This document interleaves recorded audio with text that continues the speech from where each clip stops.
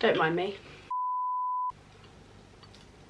So hello everyone, welcome back to my channel. I hope you're all doing really well. So I put myself a goal, 2024 is going to be my year on YouTube. I'm going to actually put some more effort into doing sit down vlogs because, as you can tell, 2023, the sit down vlogs she weren't giving. She was not giving sit down vlogs, put it that way. So I said to myself, I want to do a sit down vlog once a month. So that's my goal. If I'm going to stick to it, who knows? But that's the plan. So we're gonna see, we're gonna pray. I will put on the screen all my socials for you so you can check me out on everything else, but please do subscribe to my channel, follow me on all socials. I really would appreciate that.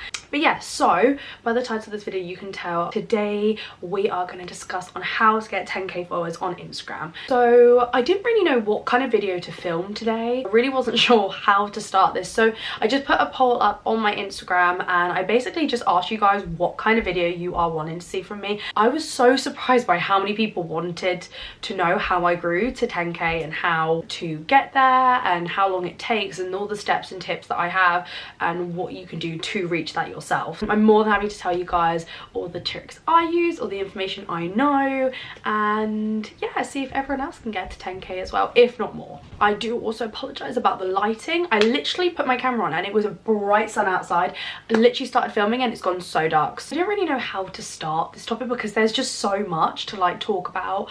So Instagram for me is a part-time job. Like I don't do it full-time. I also do like TikTok hosting and I also do social media management. So I do everything in the industry essentially. So I think that's where I know the knowledge and I have the information there is not just necessarily from doing Instagram myself. It's also because I kind of know the stuff because I've just had to research it. You have to learn, you've got to know what's right to be able to know what to post for other brands and for content and stuff like that. So I just want to put a disclaimer out there that I'm not by any means saying that you have to do it and if you don't do it you won't reach 10k, or if you do it you definitely will. Like that's not what I'm like implying by this. It's just some tips that I've learned along the way on my journey of doing all of that has worked for me personally. So hopefully it also will work for you too. And also if you do also have any other tips or anything like that for me or for anyone else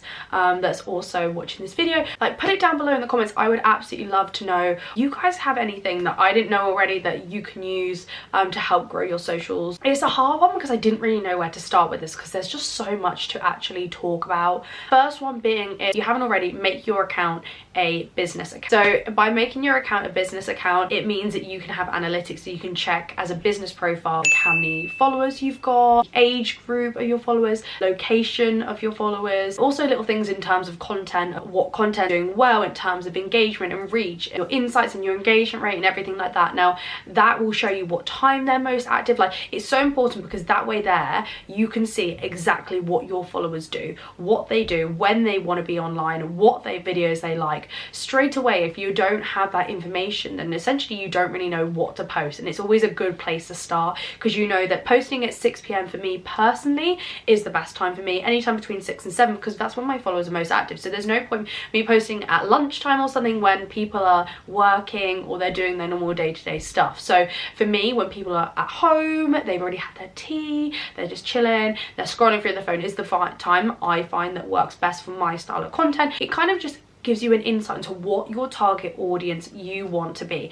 and if it's not on your insights what you want it to be, then maybe you need to adjust your niche or adjust what you are doing and who you're sharing it to. For example, if you want a majority of a female follower base, then you'll probably find that you need to change your style or the certain things you are posting to reach it to more women or anything like that. Next thing is to find your niche. Again, I probably say if you're not sure what your niche is, then go and have a look at all accounts that you are interested in and who do you follow and why do you follow them. Once you know why you follow them, you can be like, well, I follow them because I like what they wear, or I follow them because I like their home, or you can find out why you follow them, and then you got to think to yourself, okay, why do I want people to follow me? What do I want them to enjoy and come back to my account all the time because they want to see this? I feel like a business profile and your niche kind of come hand in hand in that sense, because once you know your niche, you know the followers you're trying to reach in your business profile. So once you've got those two, you've kind of got your basis of knowing what you're going to do and who you're trying to target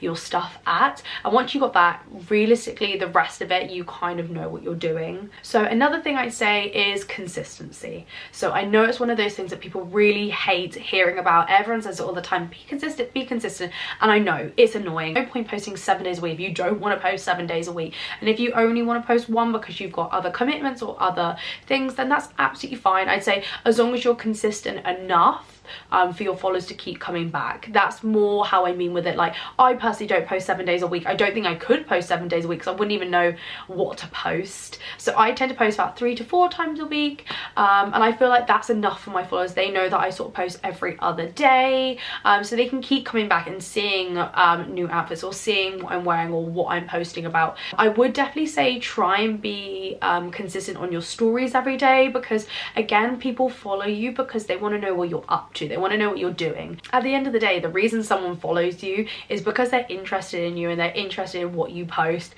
So by doing little snippets across your day on your stories, even if it's just 1 or 2 stories, just to tell everyone what you're up to or where you are and if you're out for lunch or kind of like behind the scenes, people find that really interesting. Like, I know that I do when I watch other people, and people are the same, like what you kind of get up to in day-to-day life. I feel like that also shows that you are a real person and you're more real, and you're not just posting stuff that's just unobtainable or stuff that people can't relate to. Like, people follow you because they want to relate to you in some way. Like, people want to find you interesting, they want to know, be like, oh yeah, I do that too, or I like that, or I go and eat there, or anything like that. I definitely would say, even if you're not being on your posts or reels or your feed content every day, I definitely say with your stories. Going back to feed content, do it a few times a week. I feel like that's all that's kind of necessary. I don't feel like you need to be doing it so much, because I feel like it can get a little bit overwhelming for you and for your followers, because they might actually miss a few things. I feel like the more you post, the more consistent you are with it, the quicker you can learn what your audience likes. You might find that a post might do better, or a reel might do better when you talk about one subject, or if it's like a behind the scenes, like a get ready with me, or whatever it's going to be. I feel like try to begin with, maybe try and differentiate your content, try different formats and see what works best for you. And that, with your analytics and your consistency, is the quickest and easiest way to know what your followers like. The next thing I'm going to talk about is Instagram as a whole. Now, Instagram is a business like any other business, and they've also got to make money. The only way they're going to make money is by you being on their platform and using it. So the more time you're scrolling on their platform, liking pictures, liking reels, saving things, the more money they're getting, because the more ads that they can have in between and things like that. So you've got to think of Instagram like that. In that sense, you've got to think, okay, what am I going to be doing that's going to keep people on Instagram? Say, for example, you or someone else has just posted a reel, okay? Now, someone's reel blows up and get loads and loads and loads of views, and your reel just doesn't.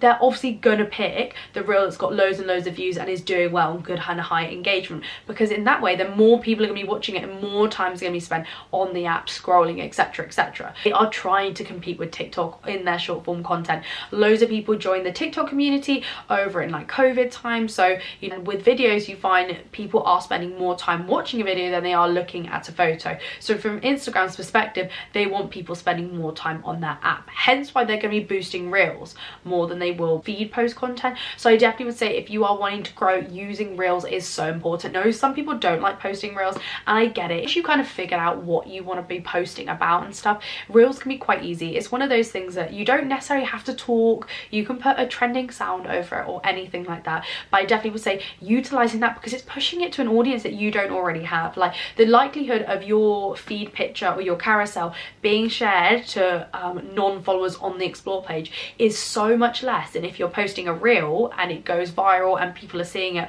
on the reels page, or people again will keep scrolling. So you're more likely to be seeing two people that don't follow you, and then they're going to watch your video and chances are click on your profile or follow you from there. So I definitely would say reels is definitely a really important thing to be using at the moment. And Instagram are going to promote you and push you out more when you are using all the things that they want you to use. Now, if you're using reels and you're using templates and you've got a broadcast channel, Instagram are more likely going to be boosting you, because clearly people are watching your stuff. The guy that owns it, I think his name's Musati or Musari, I don't know how to say it. But I do follow him. I think you should follow him. Like, he also just speaks about when new things are dropped or anything like that, and I definitely would say utilize those. That's what they're there for. And if Instagram are pushing them, they're going to push them over other things. So you'll find that something that you've posted using that new thing that they've just dropped is more likely gonna do well, because they're trying to promote it to everyone else. If you hop on that trend early, use it while you can, then you'll probably find that your content will go a lot further. Kind of going on to the reels thing, again, when you are doing reels, always use a trending sound. So I'm going to put here a little picture. This is a little arrow. Now this means trending sound. So you see ones that they just have the normal music note, and the ones that have the little arrow. You'll find that those sounds are doing better than others. Definitely would say if you want to overall have a better reels that go viral, you'll find will have that arrow. So you kind of want to hop on that trend early. You can find there are like trending sound accounts that will find the trending sounds for you.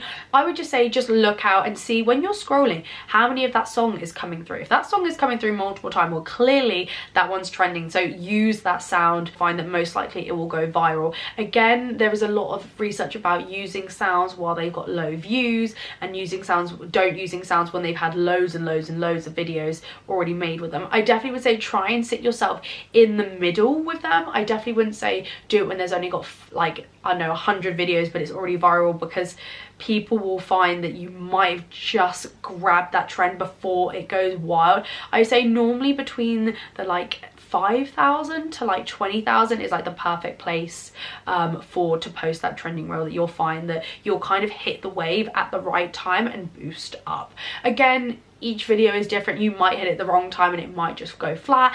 It's one of those things, again, you've got to be consistent, and you've got to just put the content out there. Like, you're not going to be able to know what works or what doesn't if you don't have content that flops. At the end of the day, as much as people don't want to admit it, you kind of need that to be able to know that your reel's going to do well, or this what works for you with your account. So another thing that I don't think a lot of people know about, and I think it's so important to know, is actually the order of the interactions people can do with your posts. Now obviously you get likes, comments, shares and saves. Now again, Instagram want people on their platform as much as possible, so ideally you want content that is shareable and savable. Those are the most important ones, is shares and saves. So content that you either want to save for a later date, because again, Instagram knows that you're going to come back and look at that content or use that recipe or whatever it is, you're more likely to recreate that outfit or anything like that. And sharing it because you want to share it to other people, you want to share it on your stories, you want to share it to your friends, your family, or anyone like that, that you want to share that content and you want other people to see it. So Instagram see that as, oh my god, that content is so good, and they want it so much that they're sharing it to other people. So we're going to share it to more people, so they share it to other people, so people are spending more time on the app. The order that goes in is saves, shares, comments and likes. Likes are the least important interaction, which seems so backwards, I know. Like, someone will like it, double tap it, and then they'll scroll past. They're literally on that photo or on that reel or whatever it is for literally probably about 5 seconds before they're bored and they're ready to move on to the next person. However, if they're commenting, they're spending time to let you know that they like this. If they're sharing it or saving it, again, they want to send it to other people or keep it for another point to look at it. So Instagram sees that content. The more shares you have, the more saves you have, the more comments, that people like this, and we're going to share it to more people with that. And again, definitely use your analytics on each photo to know what people like. Like, you might find that you might get more saves on a certain photo or more shares on a reel or something like that because people are sharing it to other people. So definitely use your analytics in that sense to find out which of your content is more shareable, which of your content is more saveable, and what people are liking, because then you can create more of that content. This kind of follows on with engagement. So obviously, again, the more engagement you have on a photo, the more Instagram wants to push it out to other people. You're more likely to be on the explore page, or more likely to be on like the reels page, being shown to loads of people that aren't your followers when you've got that high engagement, when you are replying to comments. A lot of people, I see so many times in so many situations that people will comment and they'll just like it or they'll just leave it. Now you are literally getting 2 comments in one by replying to that comment, and you're more likely gonna get a follower out of them as well, because you're interacting with them, you're building an audience, you're building a group, like a community essentially, that more likely people are going to interact with you and more likely follow you and be interested. I definitely would say engaging with all the people that follow you, engaging with other accounts similar to you as well, because the higher the engagement rate, the more it's sharing it to people that you know and people that are like your followers already. So you're literally getting free engagement just by replying to your comments. Even sharing it to a few followers and going, oh my god, have you just seen my new reel? Or sharing it to your stories to tell people I've just posted something. If they've missed it, they can then check it out from there. So keeping relevant is another thing. Again, you do need to be spending a lot of your time researching trending sounds or finding what videos are popular, or if there is a trend that you want to hop on. You're going to be more likely watching that content and also it being more shareable content. So another thing I haven't touched on yet is high quality content. So that is something that's really, really important, because the reason why people follow you in the first place is because you've got high quality content, and that's why they're there. Now, if you're posting a photo of your outfit as a selfie in really dim lit lighting or somewhere that isn't aesthetic in your style, people aren't going to want to follow that. So good lighting is one of the most important things. If you can't get natural lighting, go invest in a ring light, go invest in some lighting. You literally get so many on Amazon, on TikTok Shop, so many places you can get good lighting for if you can't get that natural lighting for any reason. That when you got that good lighting and you've got a good location, people again are automatically going to be more likely watching that video than they would to scroll past it. So I definitely would say try and get, maybe if you can, get a slightly newer phone, or I think where the content is more crisp, then that way then again people are going to follow you because you've got the high quality content. I definitely would say this is even more important if you are like a fashion blogger or anything beauty or anything in that realm, especially because you want to get reposted by those brands. Now again, obviously that is literally free promotion. By being reposted by a brand, whether it's a fashion brand like PLT or a beauty brand like MAC Cosmetics for example, being reposted by them, you are getting like free advertisement of your account and what you do, and that's a whole new group of followers that don't already follow you that can see your content. Now I definitely say if you are wanting to be reposted by brands, have a little look at what they already do, look at what content they reshare, what content they post, and try and do something similar. Now if they are posting outdoor content or get ready with me's or certain tutorials, if it's beauty specifically, if you're not doing a tutorial or if you're not going to be doing a try on haul, if that's what they're resharing all the time, then obviously more likely get reposted by them and be getting that free advertising for all their followers. And it also is a good way for people to find you. There's so many people that I have found that I now follow because I've seen them be reshared by a brand or someone that I already follow. This isn't the most important thing, but it depends on if it's something that you want. Aesthetic feed, I definitely would say that an aesthetic feed definitely isn't as important as what it used to be, like as people like that short form content now, so it doesn't necessarily matter as much if your feed isn't quote unquote aesthetic. But if you do like that more aesthetic style, I personally do, I do like it when my feed all matches together or my colors are all very similar. I definitely would say using any apps or anything like that is really good. A lot of people are against editing apps or anything like that, and I don't think you should be against it. I think you should use it wisely. Again, one big cause of everything is the beauty standard, and also retouching images too much or anything like that. I definitely would say that retouching a certain image to make it fit in with your aesthetic, it should be absolutely fine. I don't think there's anything wrong with that. It's more when you're retouching yourself. Don't get me wrong, I do personally touch up my breakouts just because I do software and I do like an overall a very clean crisp image. I don't edit the way I look in any way, but I will maybe possibly smooth out a background or retouch something behind me, for example. Like if there's a sign behind me, I may just retouch it so then it just looks all crisp and clear, so it does look more aesthetic when you are looking at your page from a profile view. I use apps like Teza, which you can literally put all these presets and filters over it so they all look the same. So I do use that app, but I do turn it down quite low so it doesn't look too fake, so they still look like my images, but I always have it so then if you look at my profile, each of the images look very similar, so they do tie in together. And again, if you're wanting that aesthetic feed, I definitely would say using an app like that or a preset and just having it on a lower setting is really good, because all your content's going to look really similar, that someone that might be coming onto your account from your profile that's not seen any of your account before might go, oh, that their profile looks really cool, and they know kind of what content that they can be seeing from you.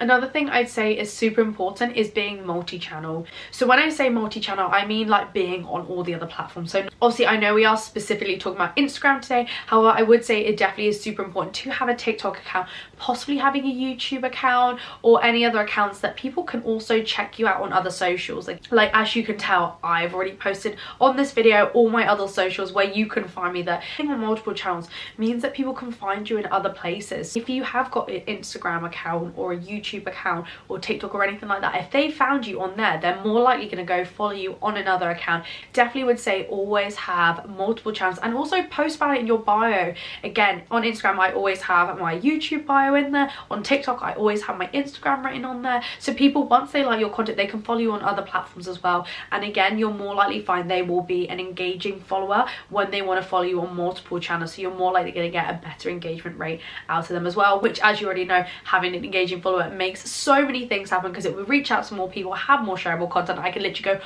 on and on and on about all the benefits having that engaging follower creates. Now, this is something specifically I'd say to influencer style content, so I'm talking a majority like fashion, beauty, gym, home, lifestyle, etc, etc. Those are the sort of styles I'm talking about mainly for this. Now, what I'm speaking about is brands and reaching out to brands and everything like this. Now, that is like a whole nother subject, so I can do another video about reaching out and engagement and brand collaborations and the types and blah blah blah. There is so much, like literally a whole nother video of just stuff I can talk about that. But again, I'd say in terms of wanting to grow, having collaborations is a really good way to do it, and working with brands, you're more likely to get reposted by them. And again, like I was saying earlier, people that don't follow you already are more likely going to see you from that shareable content. You obviously, of course, don't have to work with brands if you don't want to. It's of course an optional thing. You will find that the more followers you have, the more brands will want to work with you, because they will want you to promote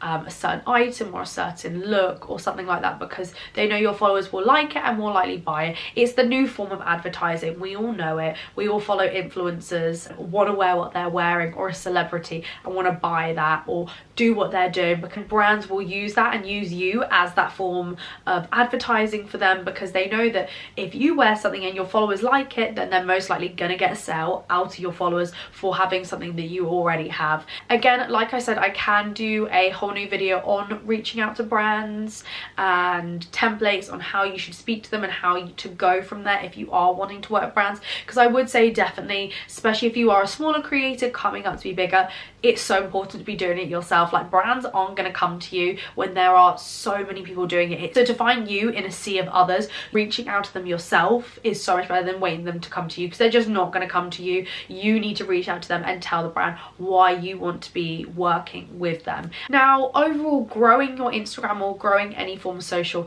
it is a long process. You're not going to gain 10,000 followers overnight. When people say that you can gain 10,000 followers overnight, majority of the time you can't, unless you get a viral video. Now, again, the only way to be able to get a viral video is to be posting consistently and knowing your niche and knowing what your followers love, and more people will follow from that. So I definitely would say the way to get that overnight success or those big numbers come through, you do need to be consistent, and you do need to be following some of the tips that I've just said now to be able to do it. And that's the way that I have been able to grow my account to where I am now, is by using a lot of those tips and by being consistent. And I'm more likely to get those viral videos come up more often, because I know what my followers like to see. Like I said, it has been a process that's taken me a while to get there, and once you reach that 10k milestone, it does get a little bit easier to grow, because people follow you because you've got followers.